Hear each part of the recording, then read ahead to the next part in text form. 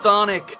Happy Friday, you temporarily embarrassed trillionaires. We have a show for you today. Dracula and I are reunited, and we're going to introduce you to a new friend of ours. We will also reveal some forbidden techniques we've unearthed from the depths of Dracula's castle. In other words, we'll be covering the charts. So, like answering questions, what does the war mean for you?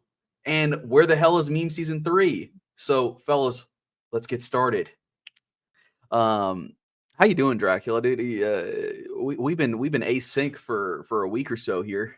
I know it feels funny. It was like I said on you had like you did a stream, I did a stream. I said we're like Outcast. You know what I'm saying? Yeah. It's like the strongest iteration is, when we're dropping the new Outcast records, but we gotta venture out artistically every now and then. And we're gonna do that like that double album that they did. Yeah, Stankonia. Was it Stankonia, the double album where it was like you had the half that was Big Boy and it was like the smooth pimp shit, and then you had like the Andre 3000 Psycho. Yeah, it was Stankonia, and then Andre's side was called The Love Below. Yeah, that's it. Yeah, man.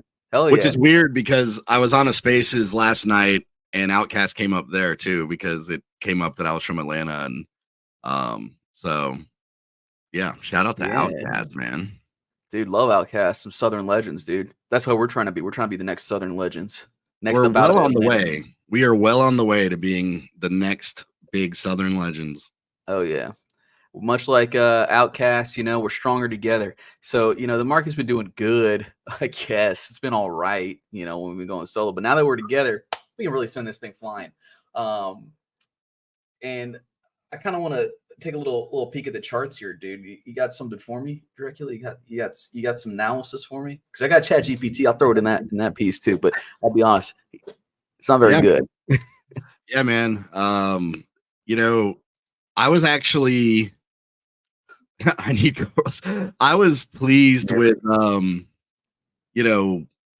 well, okay, let me rewind that, because I don't want to say I was pleased after a war almost started this week. But World War III started, Dracula evil as ever. Yeah, like I was like, good, let the hate flow. No, when I say I was pleased, what I mean is the market was pretty resilient all in all when we took another inch closer to striking midnight on the Armageddon calendar. But yeah, I mean, as I probably say once a stream, I always look at this Bitcoin weekly just to reassure myself it's not over yet.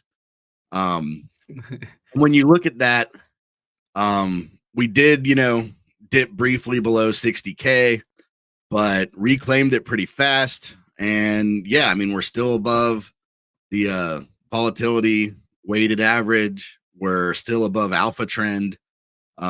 Still looking good on the Ichi.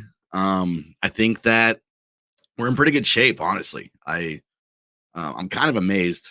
I figured with all the stuff happening, we'd probably, I wasn't shocked to see us move down to about right here, like low 50s, but I kind of thought we were going to have to fight our way back up, and it recovered really fast. So that was wild to me, to be honest. So this here new battleground we're looking at here is just about 62. Is that what I'm looking at here? Yeah, I mean, this is a really old meme line here, but it seems, yeah, like this 62, 63. I mean, this is the week chart, so this goes all the way back to February, March. Yeah. So since end of February, early March, this has pretty much been where we duke it out. We get above 62, 63, smash up against 70, get rejected, start moving back up. But, there's only so many times it's going to reject. Yeah. I saw an analysis that was showing that Bitcoin has rarely had this much accumulation period at this kind of level, at a high. So I don't know if that's good or bad. I mean, if it on the good side, that means we could explode like insane, right? But on the bad end, that means we could dump insane, right? Building up pressure, an insane amount of pressure right now. Yeah, I mean, that is the thing with these accumulation periods is the one thing that's guaranteed is eventually it's going to rip one way or the other. And I think that as I was just talking about with the macro in the world, this to me says like this market wants to rip. This market wants to go. And there's a little bit of uncertainty, but once some of these things get kind of ironed out, I don't see how we don't rip. I just don't.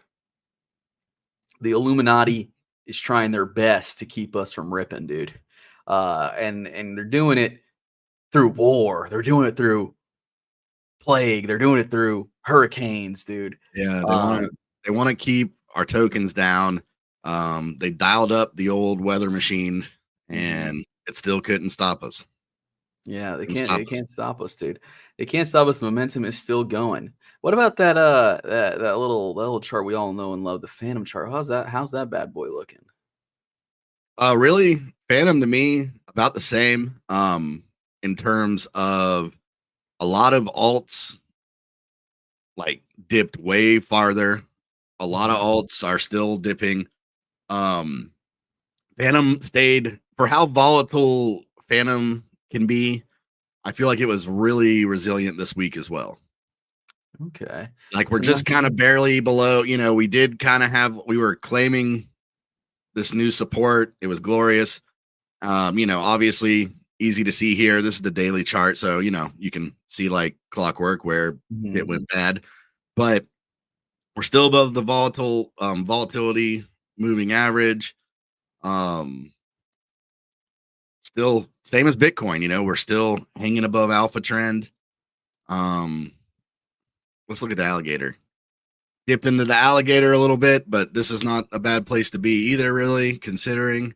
So yeah, I mean, I feel like, everyone knows, Bitcoin is very resilient, but as we've discussed, it's truly like Ethereum and the alts that have not really had their time to shine yet.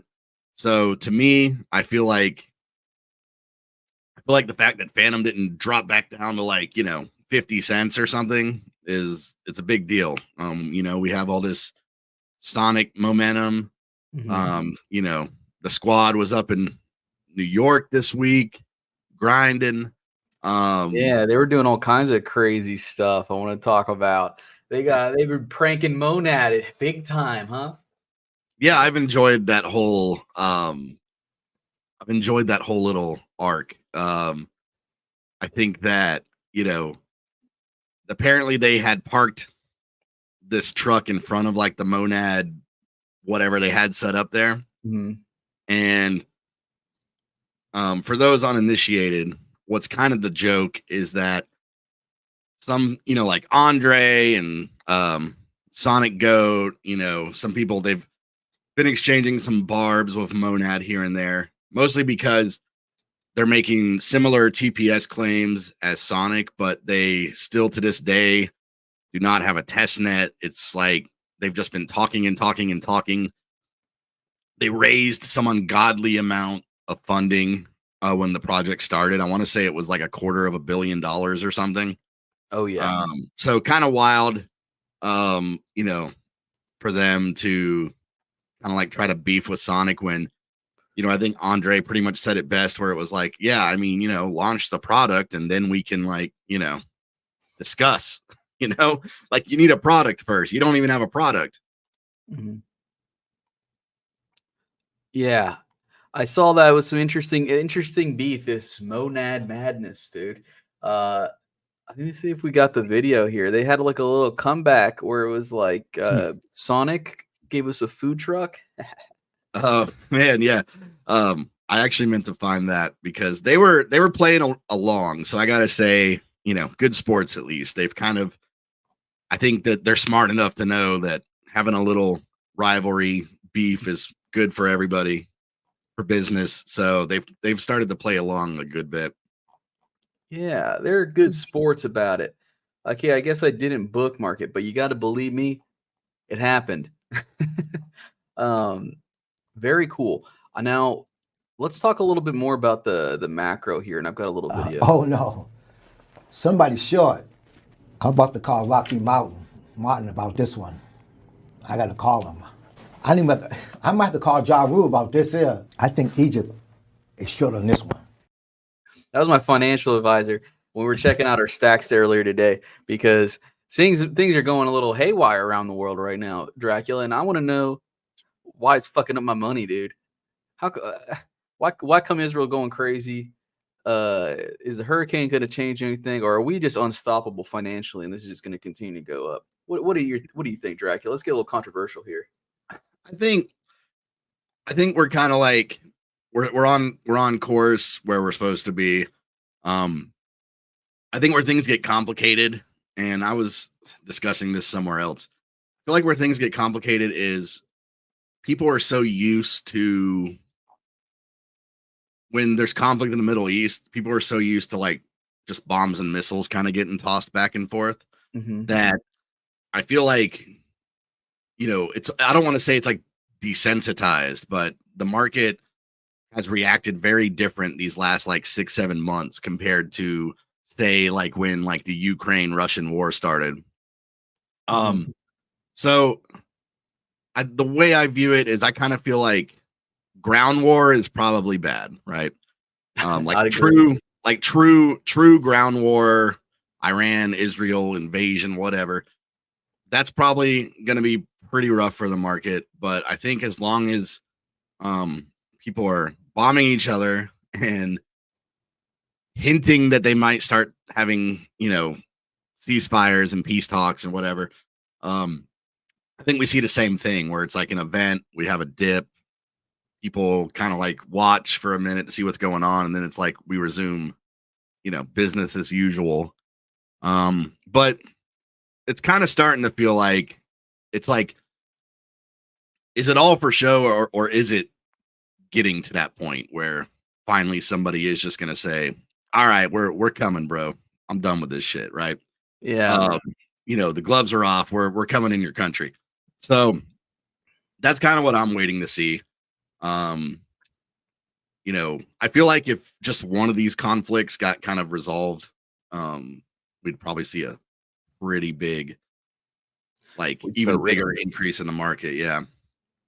Yeah, I think it's boding poorly for us right now. I'm kind of, what I'm banking on right now, Dracula, is I'm banking on the presidential election. However that shakes out, I think is really going to decide this. Maybe that's just me being American centric. I mean, I'm just assuming that the American president will.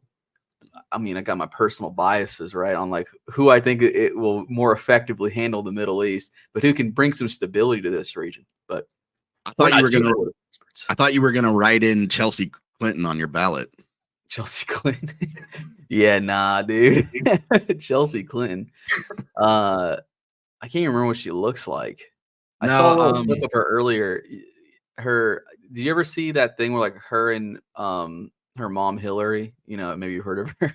They were doing like a show or something for HBO. It was like some PR thing they were doing. They went to France, and for some reason they were interviewing a famous French clown.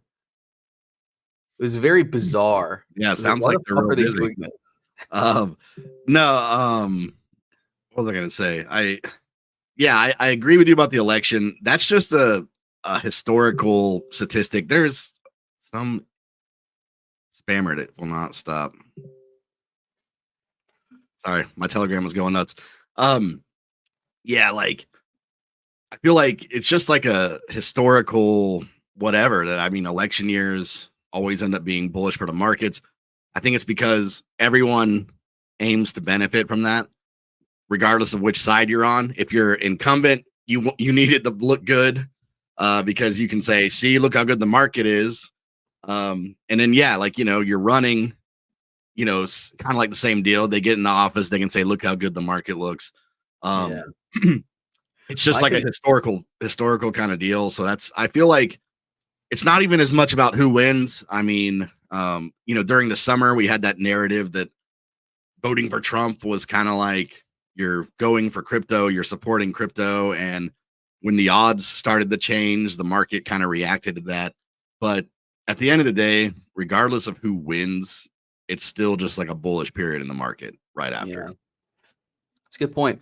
To your point that like the incumbent, is like tries to fluff the numbers, leading up to the election. It's just how the politics games work, right?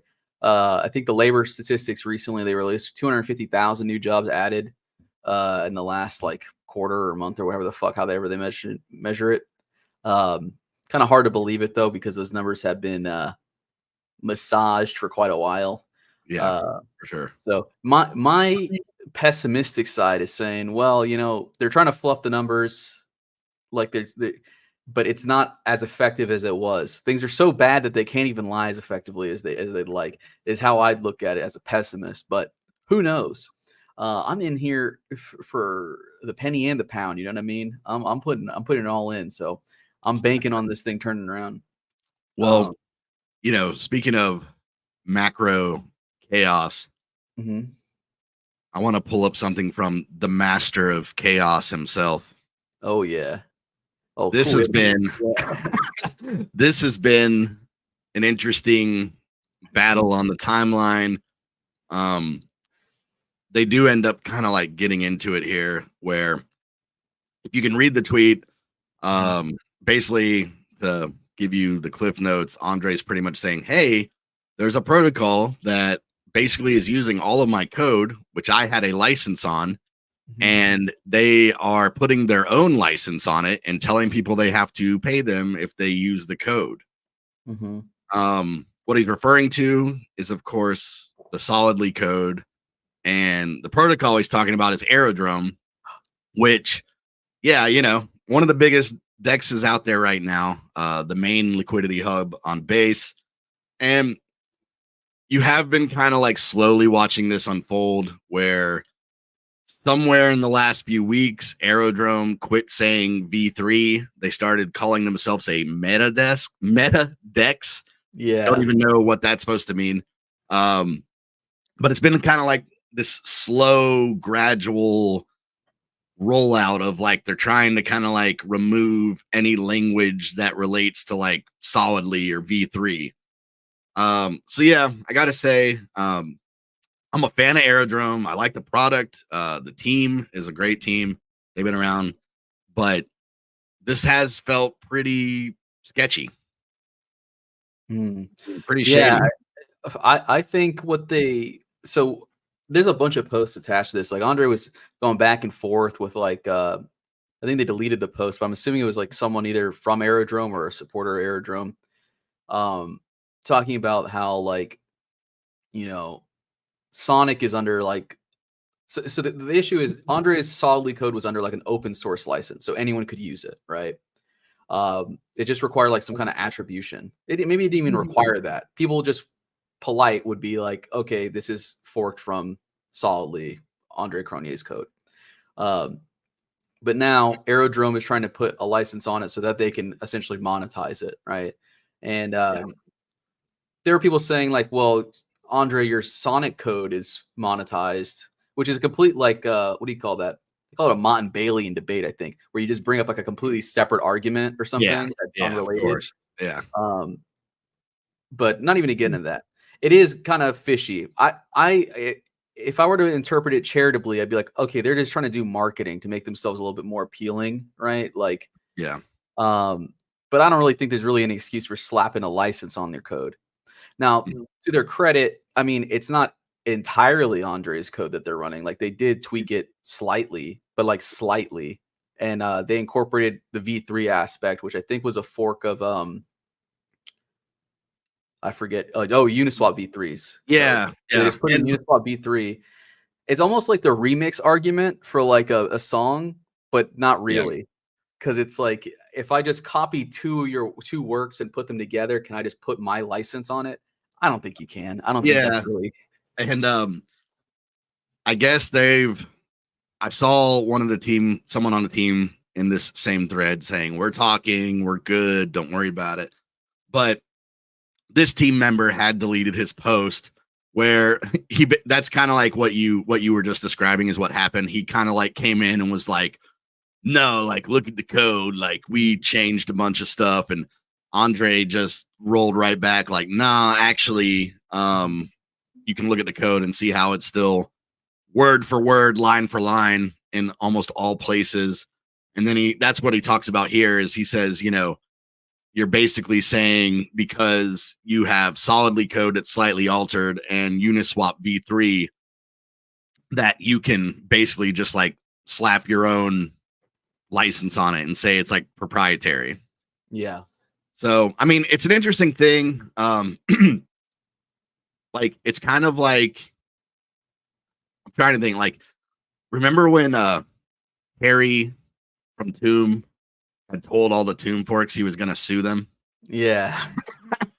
Like, the thing is about these licenses is so far there was only been one time that somebody decided I'm going to like expend the resources to go after somebody. And I believe it was Uniswap went after somebody because when Uniswap launched V3, it didn't have a permanent license on it. But the idea was, I think for like a year or two, it was going to be licensed. Mhm. And yeah, I mean, to my knowledge, there's only been one case like that where, somebody did actually like go after somebody. How'd it go for him? I mean, just like legally, I mean, like Uniswap is registered in the US, one of the few companies to do that. Mhm. Especially in DeFi. I mean, I think it's huge that they're actually, registered in the United States. And yeah, I mean, they took them to court. I think it got like settled before like it went to court, but I think they were just trying to show them they meant business. They were like, hey, we'll like, we have a license. We developed all this. It's proprietary. Like, we have the footing in court to win this. So Scared him. yeah, I think they more scared them. But I mean, yeah. Is the Aerodrome team, where are they based out of? Are they like European? Are they American? I'm not sure exactly where they're registered. But yeah, they are. The guys I know are based in the US. So this is a classic example of a US based business exploiting a poor African man for his labor and wealth. Classic Aerodrome. Bad look, dude. Bad look, man. It's not 1822 anymore. You can't do this kind of crap. yeah, man. They should pay Andre for this, dude.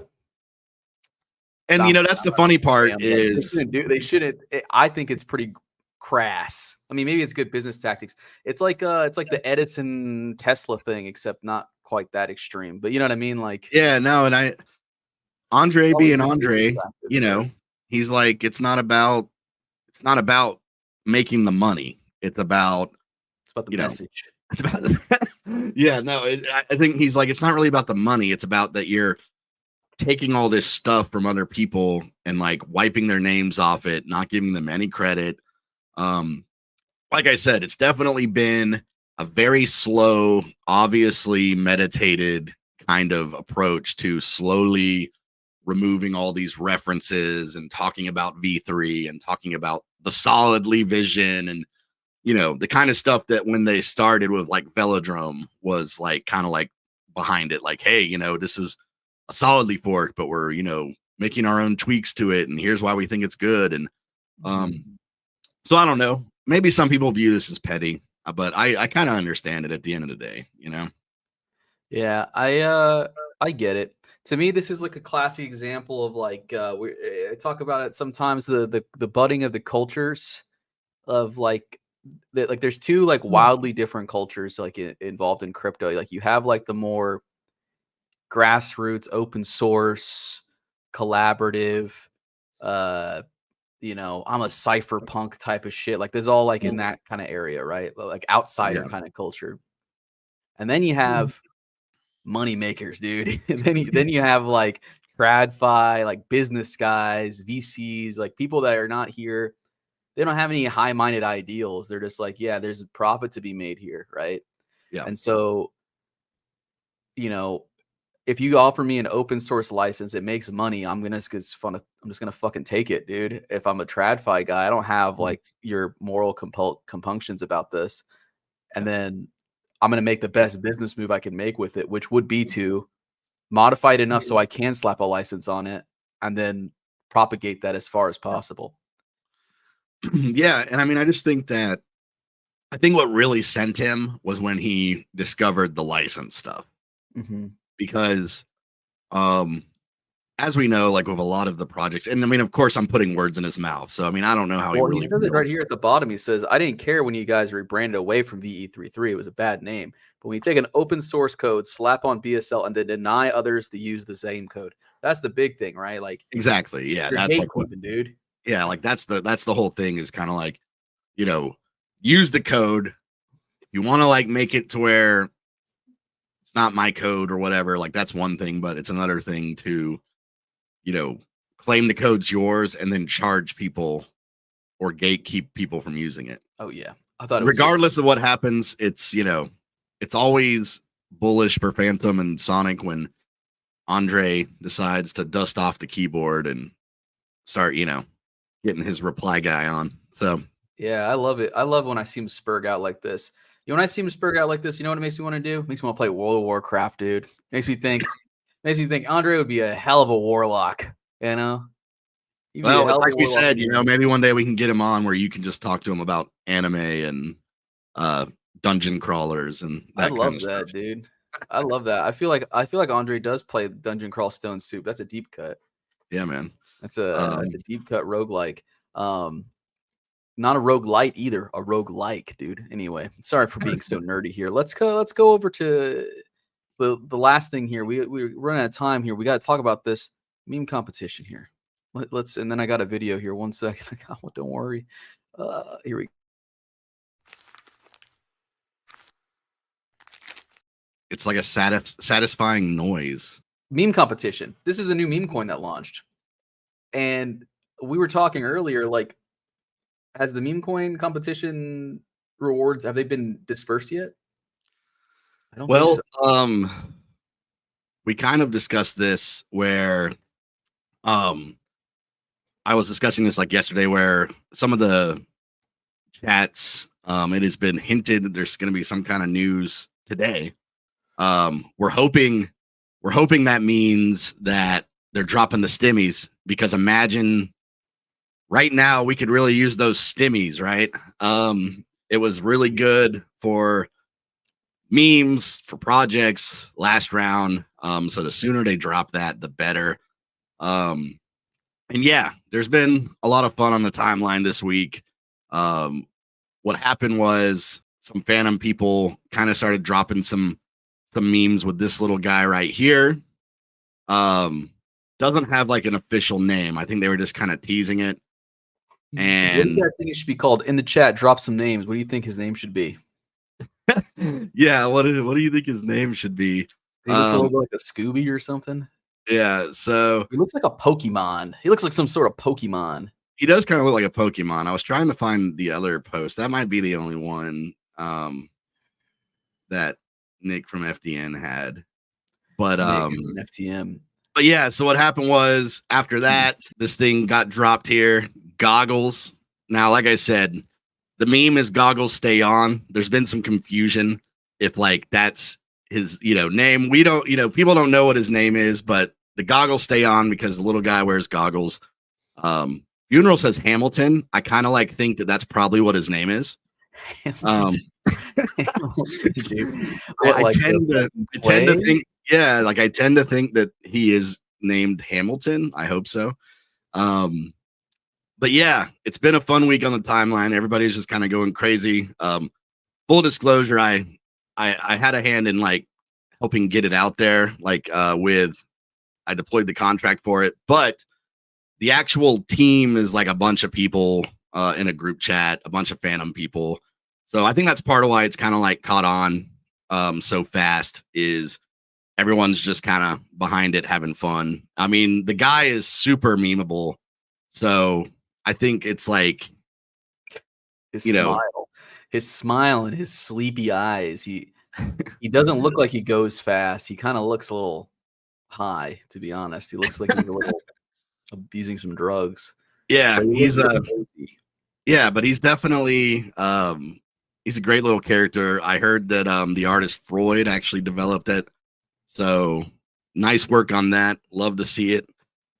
But yeah, I mean, we're just kind of in limbo waiting for round 3. I mean, I think it would be a perfect time to have one more round personally, because I talked about this on my solo stream the other day, but the goal of the meme comp was to bring meme people to Fantom, get them hyped, introduce them to some new stuff and introduce them to the chain. And with everything that's been happening with Sonic right now and, Ansem and everything else, I think like a round 3, just like one more round before, yeah, I mean, hey, new meta. It's the new meta. It's a Cabal coin. So guys, yeah, it's like Corval said earlier, we're elite Cabal. Cabal of the elites. That's right. Yeah, I think like meme season round 3 would be really cool, just like timing wise and everything else. Oh, I didn't mean to take us in that far. There we go. And I mean, yeah, we got what 2-3 months before Sonic, so 2 months at least. So that'd be fun to do like one more. Outside Monad said December, so we'll see what's going on though. All the lads have been in New York. I'm sure there's a lot planned for next week. They've been really good about keeping the news flowing, the announcements flowing, the partnerships flowing. And yeah, I mean, hopefully we get this like round 3 news, whether good or bad. Hopefully we maybe get it today. Oh yeah, I'd hope so, dude. Let's put some pressure on them, dude. That's what we're doing right now with this stream. We're putting pressure on you. Where the fuck is the meme competition? Michael Kong, drop the stimmies. Where's my stim check? Yeah, release the stimmies. I need my government money, goddammit. Yeah, man. I think that's pretty much all we had today. Did you have anything else? Let me check my notes here. Intimidate Michael Kong, threaten Andrew Cranier. Yeah. No, that's it. Thanks for tuning in, D-Gens and D-Genettes. We will catch you next week. Yeah, and hopefully we're spending those stimmies over the weekend. That's right. Be sure to retweet, like, subscribe, comment, and all that other crap. And let's spread the good word about Sonic, guys. Go out there. Go out in the streets amongst the people, Take your own vehicle and spray paint Sonic 10,000 TPS and park it in front of buildings and other chains and all that stuff. Get like real let's get like real guerrilla with it. Like buy an old van. Yeah. Spray paint Sonic is the future. Park it in front of like the Ripple office or something. You know what I mean? But don't tell them I told you to do that when you get arrested. Nick is in the chat here. Nick, go get a body wrap made for vehicles and sell it on the Sonic site for users. That way we can all body wrap our cars with Sonic logos and drive around. There we go. So yeah, that's gonna make people buy, no doubt. Yeah, the wraps, man, that needs to go on the site for sure. All right. Well, see you later, folks. We'll see you next week.